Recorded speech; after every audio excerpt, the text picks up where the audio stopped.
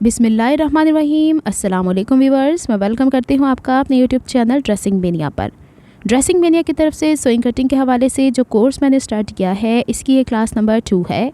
अगर अभी तक आप लोगों ने क्लास नंबर 1 नहीं देखी तो ज़रूर देखिएगा।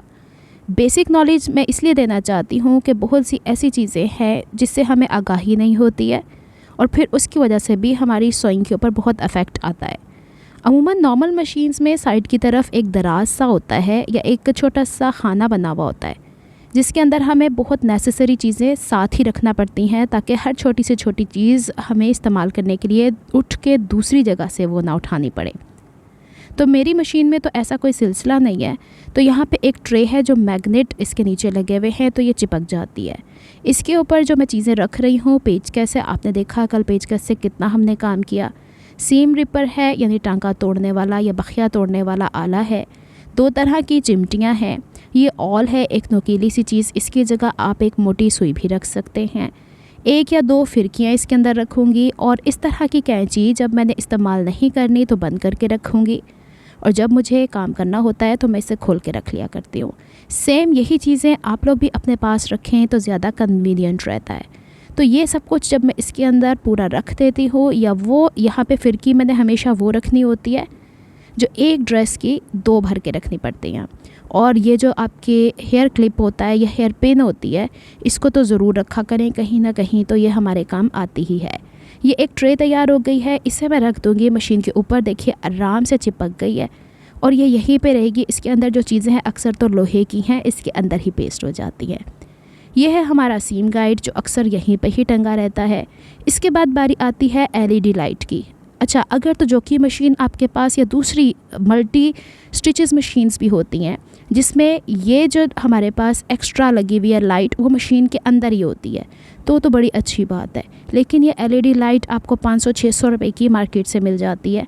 इसके अंदर ये जो बल्ब लगे हुए हैं, इनकी मिकदार मुख्तलिफ होती है, इनके नंबर्स मुख्तलिफ होते हैं। अच्छा, मेरी मशीन के अंदर तो इसका स्विच अंदर ही की तरफ लगा हुआ है, तो ये परमानेंटली यहीं पे टिक जाती है। मैग्नेट लगा हुआ है तो चिपक जाती है। ब्रश ज़रूर रखना है। मैंने आपसे दिखाया था कल की वीडियो में कि इसके अंदर बहुत से धागे जो हैं वो जाले की सूरत में होते हैं, साथ साथ सफाई करनी है।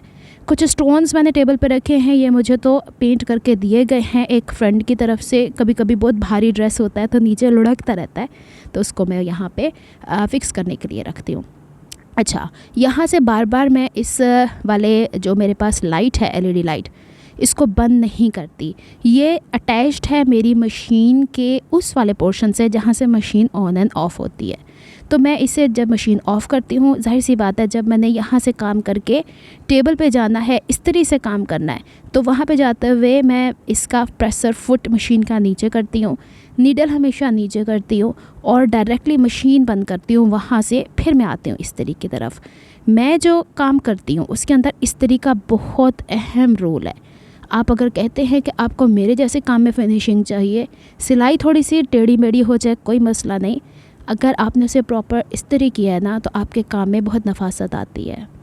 अच्छा जनाब, इसके डायल का आपको ध्यान रखना है। कम से आप जैसे भी इस्त्री इस्तेमाल कर रहे हैं, ज़रूरी नहीं कि आपके पास ऐसी ही इस्त्री हो, आपके पास जैसे भी इस्त्री है उसका डायल देखिए, कभी भी एकदम से फुल से हीट अप नहीं करना है, उसको कभी भी बहुत ज़्यादा गर्म करके छोड़ नहीं देना है। जब भी आप इसे इस्तेमाल कर रहे होंगे इस तरह नहीं रखना है। इस तरह रखने से आपका कपड़ा जो नीचे सरफेस होगी वो जल जाएगा, वो जलेगा तो मशीन का ये आपकी जो इस्त्री है इसका पेंदा जल जाएगा, और जब वो जलेगा तो नेक्स्ट टाइम आप कोई भी कपड़ा उसके ऊपर से प्रेस करेंगी तो वो खुरदरा सा हो जाएगा। अच्छा, जब भी मैं इस्त्री को ठंडा करती हूँ फिर ऐसे रखती हूँ। आप लोगों ने अगर दूसरी इस्त्री इस्तेमाल करनी है, ठंडा करने के बाद उसके इर्द गिर्द तार को लपेट के उठा लिया करें, खड़ा करके मत छोड़ा करें। जिस सरफेस पे आपने काम करना है, भले आप टेबल के ऊपर करें, भले आप फ्लोर पे बैठ के कर रहे हैं, उसके ऊपर जो कपड़े काटते हैं उसके धागे नहीं होने चाहिए। कोशिश करें कि जो आप लोगों के पास अलहदा से इस तरीके का लकड़ी का बना हुआ बोर्ड हो, क्योंकि आप देखते हैं ना कि एक मुस्तकिल जगह पे बार बार इस्त्री हो रही होती है तो पिलाहट का शिकार हो जाती है। ये वाले बोर्ड के बारे में बहुत सारी बहनें मुझसे पूछती हैं, इस पर आयरन नहीं होता। ये सिर्फ आपको दिखाने के लिए, एक स्मूथ सरफेस के लिए एक फ्लैट सरफेस है, प्लास्टिक का बना हुआ है, ज़ाहिर सी बात है। चलें जी, आगे बढ़ते हैं। आपके पास जो पेंसिल आपने कभी किसी निशान के लिए इस्तेमाल करनी है तो प्रॉपरली शार्पन होनी चाहिए, ब्लंट नहीं होनी चाहिए, अच्छे से छील लीजिएगा। चौक जब भी इस्तेमाल करने हैं आप लोगों ने कोशिश करनी है कि ऐसे कि बड़ी आसानी से लग जाने वाले हों। स्ट्रेट निशान भी लगा सकते हैं, डॉटेड निशान भी लगा सकते हैं। जहाँ महसूस करें कि आप लोगों के चौक ब्लंट हो गए हैं तो आप लोगों ने वो कैंची उठानी है जो कि पेपर कटिंग होती है, या फिर आप किचन से छुरी भी ला सकते हैं, और उससे यहाँ पे एक्स्ट्रा पेपर नीचे रख लीजिएगा। आप लोगों का ये डस्ट आपके कपड़ों पे नहीं गिरना चाहिए, यानी चौक से ये डस्ट निकल रहा है ये दूसरे कपड़े पे नहीं जाना चाहिए। ये एक्स्ट्रा टाइम में बैठ के काम करने वाले होते हैं। दोनों तरफ से इसे अच्छे से रगड़ें यहाँ तक कि आपको लगे कि ये प्रॉपरली शार्प हो गया है। ये हो गई है। अब इसकी मैं आपको एक लाइन ड्रॉ करके दिखा देती हूँ कि आया ये जो पहले मैंने लाइन ड्रॉ किया उससे मुकाबले में क्या ये पतली लाइन है या नहीं। बहुत सारी ऐसी जगहें हैं जहाँ पे अगर हम मोटे चौक से निशान लगा देंगे तो हमारी मेजरमेंट में 1/4 इंच का फ़र्क आ जाता है। ये छोटी छोटी सी मामूली सी टिप्स हैं। मैंने हर एक टिप इसके अंदर ऐड कर दी है। सिलाई मैं आपको ज़रूर सिखाऊंगी, लेकिन ये चीज़ें अगर आप साथ साथ लेके चलेंगे ना तो आपके काम में टेंशन फ्री होके बहुत अच्छे से नफासत आएगी। चौक जब भी आपने इस्तेमाल करना है उसका एक अलग डब्बा बना के साइड पे रखिएगा। घुटने के नीचे, पाँव के नीचे, इस्त्री के नीचे, कपड़ों के नीचे नहीं आना चाहिए। अच्छा जी, अब बारी आती है बुकरम की। चले यहाँ पे सवाल नंबर 1 पूछ लेती हूँ। मैंने जो सोइंग मशीन के पास अपनी एक्सेसरीज़ रखी थी उसमें से किसी 2 के नाम बता दीजिएगा। चलें जी, बढ़ते हैं। मेन आप लोगों ने जो बुकरम इस्तेमाल करना है वो यहाँ पे होगा लेडीज़ गला बनाने वाला बुकरम। आजकल तो ये 110 रुपये गज़ के हिसाब से मिल रहा है। अच्छा जी, इसकी एक सरफेस होती है चमकीली जो चिपकने वाली होती है, और जो दूसरी है वो स्मूथ होती है, वो चिपकने वाली नहीं होती है। इसका भी कपड़े की लंबाई और चौड़ाई के हिसाब से फ़र्क होता है। आपको लाइनें दिख रही हैं, लंबाई को हमेशा लंबाई लेते हैं, चौड़ाई को हमेशा चौड़ाई लेते हैं। फ़र्ज़ करें आपको गला कट करना है तो लंबाई में लंबाई कट कीजिएगा, चौड़ाई में चौड़ाई, तो परफेक्टली आपका गला शर्ट पे बैठेगा। इंशाल्लाह मैं सारी कटिंग के हवाले से जब ऐड करूँगी सारी चीज़ें तो आप लोगों को इंशाल्लाह सारी डिटेल्स मिलेंगी। ये वाली बुकरम तो ज़रूर लेनी है। दूसरी बुकरम आपको जो नज़र आ रही है ये है ज़ीरो की बुकरम। एक सिस्टर ने मुझसे कहा था कि आपके पास जो ये ज़ीरो की बुकरम है ये दानेदार है। तो 2 तरह की बुकरम मिलती है, एक जिस पे ये ग्लू डॉटेड लगा हुआ होता है, एक वो जिसमें ऐसे लगता है जैसे झुर्रियाँ सी पड़ी हुई हैं, लेकिन दोनों का काम सेम ही है। आपको पतला इस तरीके का मिल जाता है तो काम एक ही निकलता है। ये ब्लैक और वाइट में मिल जाती है। अच्छा, इसके बाद डबल साइडेड टेप है। डबल साइडेड टेप अक्सर बहनें मुझसे पूछती हैं, मैंने इस पर काफ़ी ज़्यादा वीडियोस शॉर्ट्स की फॉर्म में भी बनाई हैं, उसके मैंने डिस्क्रिप्शन में लिंक भी दे दिया हुआ है, इसका नाम भी बता दिया है। इसके बाद आती है बारी मर्दाना बुकरम की। लेडीज़ ड्रेसेस में जहाँ हम पाइंचा बनाते हैं वहाँ पे इसका काम, जहाँ हम बैन बनाते हैं वहाँ इसका काम, जहाँ हम कॉलर बनाते हैं वहाँ इसका काम। अच्छा जनाब, अब इसका जो जिस तरीके से आपने लेडीज़ फ्यूजिंग नेकलाइन की देखी, गज़ के हिसाब से ये भी मिलती है, बड़ी एक्सपेंसिव मिलती है। तो मैंने इसका अल्टरनेट निकाला कि काली और सफ़ेद रंग की 2.5 इंच चौड़ी ये पूरा रोल ले लिया। महंगा है लेकिन पता क्या है, वो वाले बहुत ज़्यादा ज़ाया जाता है। इससे क्या होता है, जितनी चौड़ाई में मुझे ज़रूरत है उतनी चौड़ाई में मैं कट करके इसे बैन भी निकाल लेती हूँ, कफ भी निकाल लेती हूँ, कॉलर भी निकाल लेती हूँ, फ्रंट की पट्टी भी निकाल लेती हूँ। ये सारी चीज़ें ज़रूरी नहीं हैं कि आप लोग एक वक्त में ख़रीदें। फ़िलहाल आपको 1 इंच चौड़ी पट्टी इसके हवाले से चाहिए होती है। इसके बाद बारी आती है इलास्टिक की। मुझसे बहन ने एक ने सवाल किया था कि आप तो 1.25 इंच की इलास्टिक इस्तेमाल करती हैं। मैंने कभी 1.25 इंच की इलास्टिक इस्तेमाल नहीं की है, मैं 1 इंच की चौड़ी इलास्टिक इस्तेमाल करती हूँ। लेकिन जब हम इसको फिल करते हैं या ट्राउज़र्स के ऊपर भरते हैं तो इसके अंदर एक तो इलास्टिक थोड़ी मोटी होती है, इसके लिए कपड़ा थोड़ा ढीला छोड़ना पड़ता है, और इलास्टिक अंदर सीधी रहे उसके लिए 1.25 इंच के हवाले से मैं 2.5 इंच छोड़ती हूँ ताकि वो इसके अंदर घूमती ना रहे, अजीब सा खिंचाव का शिकार ना हो। उम्मीद है आपको आपके सवालों के जवाब मिल गए होंगे। अब बारी आती है कि हम इंच स्टेप को कैसे पढ़ते हैं।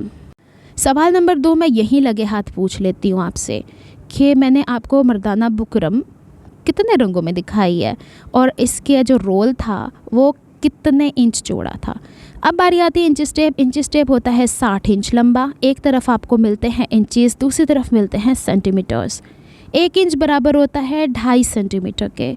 अब होता यूँ है कि हम इंडिया और पाकिस्तान के लोग इंचेस के अंदर मेजरमेंट करते हैं, आसान हो जाती है, लेकिन जो इसके अलावा दूसरे कंट्रीज़ हैं वो सेंटीमीटर के अंदर मेजरमेंट्स करते हैं, उनको वो आसान लगता है। काम एक ही जितना बनेगा। अच्छा जी, 36 इंच में 1 यार्ड या 1 गज़ होता है, ऊपर आपको स्टार भी नज़र आ रहा है। 38 इंच 1 मीटर होता है, या अक्सर लोग 39 इंच भी कर देते हैं। ये जहन में रखने वाली मेजरमेंट्स हैं। जब कभी बाज़ार में आप कपड़ा लेने जाएंगे, ये चीज़ें आपने जहन में रखनी है।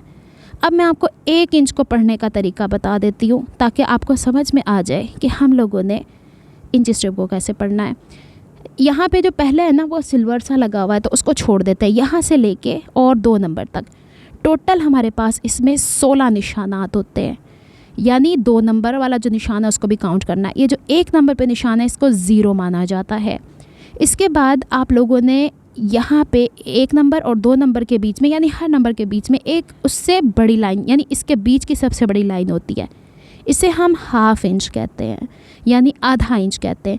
अब ½ इंच के बीच में भी आपको उससे कंपैरेटिवली छोटी लाइन नज़र आ रही है, इसको इसका 1/4 इंच या 1/4 हिस्सा बोलते हैं।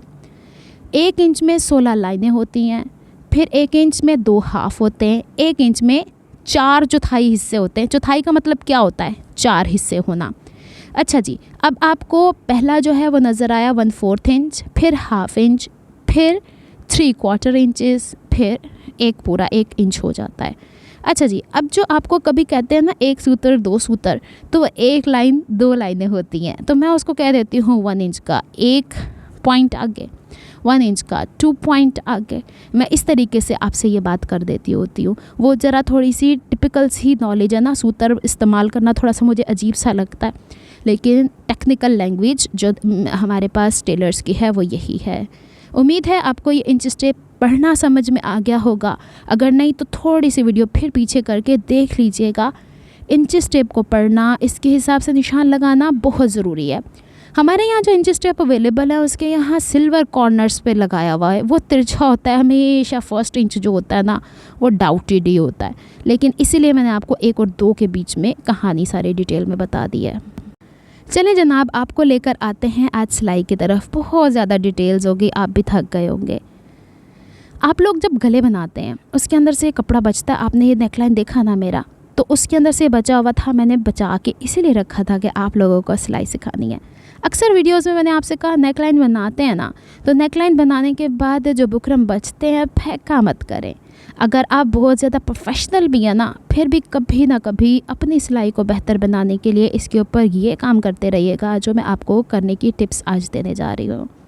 सबसे पहले मैं आपको सादा कपड़े पे सिलाई लगाना कभी नहीं बताऊँगी। कोशिश करें कि आप लोग पहले बुकरम वाले कपड़े पे सिलाई लगाएं, थोड़ी सी खुशी होती है, अचीवमेंट मिलती है हमें कि हमने बड़ी अच्छी सिलाई लगाई है।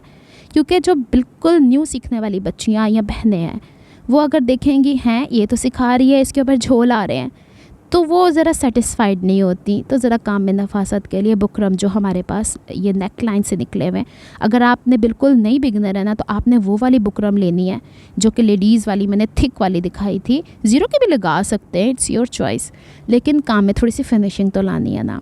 आपके सामने मैंने आड़ी टेढ़ी लाइनें यहाँ पर ड्रॉ कर ली हैं। अब आपने अक्सर डिज़ाइनिंग में देखा है कि एंकर के थ्रेड से हम लोग निशानात लगाते हैं, यानी सिलाइयाँ लगाते हैं।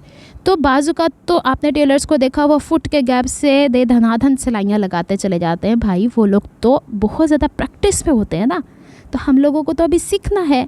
तो सीखने के लिए पहले आपको यहाँ पे पेंसिल से आड़ी टेढ़ी लाइनें तो लगाना ही पड़ेंगी। अब पता चलेगा कि आप लोग कितना कोई सीधा चलते हैं। अब मसला ये है कि हम लोगों ने यहाँ पे ये काम तो किया हुआ है, आगे चल के आपको और इतनी डिटेल्स में इसके अंदर ऐड करके देने वाली हूँ नेक्स्ट वीडियोस के अंदर कि आपको समझ में आ जाएगी कि हमारी सिलाई में कहाँ खामी है, कहाँ हमें थोड़ी सी इम्प्रूवमेंट की ज़रूरत है। आपने जब भी सिलाई स्टार्ट करनी है, पीछे ही जो थ्रेड थे ना, आपको मैंने कहा था फुट के अंदर से क्रॉस करके पीछे की तरफ लेके जाने हैं, उसको थोड़ा सा खींचना है। नीडल पहले हाथ की मदद से चरखी के साथ अंदर धंसानी है कपड़े में, फिर प्रेशर फुट नीचे रखना है, और फिर आपकी जो यहाँ पे पहले नंबर पे आ रही है ना लाइन, उसमें आपने आंखें कहाँ पे रखनी है? नीडल के ऊपर, इधर उधर नहीं। लीजिए, पहले ही बखिया ख़राब निकला। अब ये क्यों ख़राब निकला, अब भी मैं रीज़न बताती हूँ। बखिया ख़राब है, मशीन को ऐसे ही नहीं चलाते चले जाना, यूँ धागा खींचे ज़रा, कहाँ से नहीं खींच रहा। मैंने आपसे पहली वीडियो में क्या बात की थी, मशीन तब अच्छी चलेगी जब ऊपर के धागे की टेंशन नीचे के धागे की टेंशन एक जैसी होगी। ऊपर मैंने चेक कर लिया था, कोई मसला ही नहीं था। नीचे देखा तो धागा मेरा बॉबिन के अंदर यहाँ से घूम के गया हुआ है। हो जाता है, कभी कभी ऐसा हो जाता है। जब भी आपने सिलाई स्टार्ट करनी है, बॉबिन भले आप एक दिन पहले का काम अगले दिन कर रहे हैं, बॉबिन केस को बाहर निकालने के बाद आप लोगों ने चेक कर लेना है इसकी टेंशन प्रॉपर है। ये हमेशा चेक करने वाले काम है। और छोटा सा पीस उस कपड़े का जिसकी आप सिलाई कर रहे हैं, उस पर सिलाई करके देख लीजिएगा, क्योंकि बाज़ का हम बड़ा डेलिकेट काम कर रहे होते हैं, हमने बार बार उधेड़ना नहीं होता। और दूसरी चीज़, नीचे फिरकी में बहुत लंबा धागा बढ़ा के मत छोड़ दें, तकरीबन 2 से 3 इंच का, और उसे हाथ में पकड़ें ताकि वो बॉबिन धंसाते हुए दूसरी जगह ना धंस जाए। अब प्रेशर फुट उठा के, जैसे कि मैंने आपको बताया था, आप लोगों ने धागा नीचे से चरखी घुमा के ऊपर उठा के लेके आना है। पहला बखिया तो हो गया ख़राब। अब देखते हैं क्या आया, हमारी मशीन ठीक हुई है या नहीं हुई है। धागे पुराने हमेशा कट कर लेने हैं। जब भी नई सिलाई लगानी है, पुराना धागा साथ साथ कट करने की आदत डालें। पीछे से धागे को यूँ खींचे, नीडल अंदर की तरफ डाल के कपड़े के, और फिर आप लोगों ने प्रेशर फुट को छोड़ना है कपड़े के ऊपर। शुरू में आप लोगों को थोड़ा टाइम लगेगा सिलाइयाँ लगाते हुए, लेकिन बाद में आप भागते फिरेंगे इंशाल्लाह। हो गया। अब यहाँ पे देखिएगा कि बखिया हमारा हो गया है बिल्कुल ठीक। इसका मतलब है थोड़ी सी मेरी केयरलेसनेस थी कि मैंने इसकी बॉबिन को चेक नहीं किया। मैंने आपसे एक बात कही कि धागा हमेशा कट करें, लेकिन बाज़ुकात हमें बड़ी जल्दी होती है, बार बार कैंची नहीं पकड़नी होती। तब आप धागा थोड़ा सा चरखी को घुमा के उसको रिलीज़ करेंगे, और फिर धागे को खींचना ही है पीछे, और स्टार्ट वैसे ही करना है कि नीडल अंदर की तरफ रख के प्रेशर फुट फिर दबाना है। हो गया यहाँ तक काम। अच्छा, एक चीज़ का और ध्यान रखना है, हमारी मशीन का ये असूल है कि अगर फ़र्ज़ करो कि कभी हमने 2 धागे चलाने होते हैं ना, चलें जी अंकर का धागा हम इस्तेमाल नहीं कर रहे, ऊपर 2 धागे चला लिए, बॉबिन में 2 धागे भर लिए, तो हमारी मशीन का असूल है कि ऊपर से जो धागा चलता आ रहा है और बॉबिन से जो धागा चलता आ रहा है उसी को चलाना है। रास्ते में जो धागा इसको एक्स्ट्रा, इन सेंस कि आपने ये धागा नहीं कट किया, ये इसके अंदर आ गया, तो ये उसको लेके सिलाई शुरू कर देगा। फिर वो भद्दापन या तो कपड़े के ऊपर नुमाया होगा या कपड़े के नीचे नुमाया होगा। जब भी आप लोगों ने सिलाई का धागा कट करना है तो आप लोगों ने नीडल ऊपर उठानी है ना। जैसे ही नीडल ऊपर उठाएंगे तो इसका एक ऊपर नीचे होने वाला हुक है, ज़रा मैं आपको थोड़ा क्लोज़ करके दिखाती हूँ। ये देखें ना, नीडल ऊपर की तरफ है ना, तो ये वाला हुक जिसकी मदद से धागे को ऊपर नीचे खींचा जाता है, ये ऊपर होना चाहिए, वरना बार बार सुई में से धागा निकलता चला जाएगा और आपको परेशानी होती चली जाएगी। यहाँ तक उम्मीद है सारे कॉन्सेप्ट्स आपके क्लियर हो गए। बस ध्यान ये रखना है कि जो धागे हम ऊपर और नीचे चला रहे हैं बस उन्हीं को चलाएं। इर्द गिर्द जो धागा चलता चला आ रहा है उसको काटें, और काट के टेबल से नीचे फेंकना है, नहीं तो डस्टबिन रखें अपने पास, उसके अंदर डालें। मशीन के इर्द गिर्द आपको इन धागों के अलावा कोई और धागे नज़र ही नहीं आने चाहिए। रास्ते में आ रहे हैं तो हटाएं, फिर इसके बाद अगर आप चाहते हैं तो साइड पे कट करें। देखें, ये वो सारी इन्फॉर्मेशन है जो मुझे किसी ने नहीं दी है, मैंने अपने एक्सपीरियंस से सीखी है, लेकिन मैं चाहती हूँ कि ये सारी इन्फॉर्मेशन मैं आप लोगों को देती चली जाऊँ। हो सकता है कोई आपके लिए ऐसी फ़ायदेमंद हो कि आपकी सिलाई बेहतर होने में सिर्फ वो एक ही मसला हल हो रहा हो। आज का सवाल नंबर 3, 1 मीटर में कितने इंच होते हैं मुझे बताइएगा, और इन तीनों सवालों के जवाब आप लोगों ने देने हैं एक ही कमेंट में एक साथ 1 2 3 लिख के कर दीजिएगा। मैं कोशिश करूँगी कि आप लोगों ने जो मुझे रिप्लाई दिया हुआ है वो रिप्लाई नेक्स्ट जो वीडियोस आती रहेंगी उसके स्टार्ट में डाल दिया जाए। जो बहनें बेहतरीन मुझे कमेंट करेंगी और बेहतरीन तरीके से जवाब देंगी, स्क्रीनशॉट लेके उसे मैं ऐड कर दिया करूँगी। चले जनाब, यही सब कुछ था, लेकिन मज़ीद एक और होमवर्क है आप लोगों के लिए। आपको जब बुकरम पे सिलाइयाँ लगानी आ जाएंगी, अब आपकी बारी आ जाएगी कि आप लोगों ने सिलाइयाँ लगानी है बग़ैर निशान लगाए, हाफ फुट के गैप से। तो मैंने प्रेशर फुट तो चलाना ही चलाना है, लेकिन उस तरफ देखें आपने सीम गाइड रख लिया है, नहीं तो एक सीधी लाइन खींच लें, इतनी तो डंडी हम काम में मार ही सकते हैं। अब जब पहली सिलाई लग गई, और मैं आपको तो बताना ही भूल गई कि स्टिच लेंथ मेरी क्या थी, 3 से ज़्यादा मैं नहीं नॉर्मल सिलाई में इस्तेमाल करती हूँ। हाँ, जब एंकर इस्तेमाल करना होता है तो फिर 4 कर लिया जाता है। एंकर का जो धागा होता है ना, बखिया मोटा होता है ना, तो उसका बखिया थोड़ा बड़ा हो जाता है। और चलें, वो जब हम आपको सिखाएंगे तब आपको बताएंगे, लेकिन अब तो हम नॉर्मल थ्रेड से काम कर रहे हैं। तो यहाँ तक अब आप लोगों ने जब हाफ फुट के गैप की सिलाइयाँ लगानी है तो प्रेसर फुट की वो डायरेक्शन जो चल रही है, पहली सिलाई के बराबर बराबर चलाते चले जाएँ और काम करते चले जाएँ। उम्मीद है आपको बहुत फ़ायदा हुआ होगा। क्या फ़ायदा हुआ है ज़रा कमेंट में बताइएगा। अगर आपको मेरी एफर्ट्स पसंद आती हैं तो please like my videos, subscribe to my channel, hit on the notification bell for more updates. Videos को शेयर कर दें ताकि उन लोगों तक ये नॉलेज पहुँचे जो बिल्कुल बिगिनिंग से ये सीखना चाहते हैं, और ताकि मुझे भी इस चीज़ का पता चले कि आप लोग इसको कितना पसंद कर रहे हैं। इस हिसाब से मुझे अंदाज़ा होता रहेगा। चलिए जनाब, सवालों के जवाबात ज़रूर दीजिएगा। इंशाल्लाह हाज़िर होती हूँ नेक्स्ट वीडियो, तो इससे भी ज़्यादा इंटरेस्टिंग होने वाली है। अभी तक तो आप लोगों ने बेसिक नॉलेज ली है, अब मैं मज़ीद और एडवांस नॉलेज इसके अंदर ऐड करने जा रही हूँ ताकि आप लोगों तक वो तमाम चीज़ें पहुँच जाएँ जो कि मेरे अंदर मौजूद हैं और मैं सिलाई में परफेक्शन लाने के लिए करती ही रहती हूँ, क्योंकि मैं भी डेली बेसिस पे तजुर्बात करती रहती हूँ। ये वाली लाइनें कहाँ इस्तेमाल होती हैं? पाइंचों के ऊपर। आजकल तो एंकर के थ्रेड से इस्तेमाल होकर कफ़ों के आगे भी लग रही हैं, पट्टियों पे भी लग रही हैं, तो ये सीखना तो बहुत ज़रूरी था ना। चलिए जनाब, मिलती हूँ मैं आपसे किसी नेक्स्ट वीडियो में, बल्कि इसी से अगली वीडियो में डिटेल्स लेके, मज़ीद कुछ नई इन्फॉर्मेशन लेके। तब तक के लिए दुआ में याद रखिएगा, अपना बहुत सारा ख्याल रखिएगा। अल्लाह हाफ़िज़।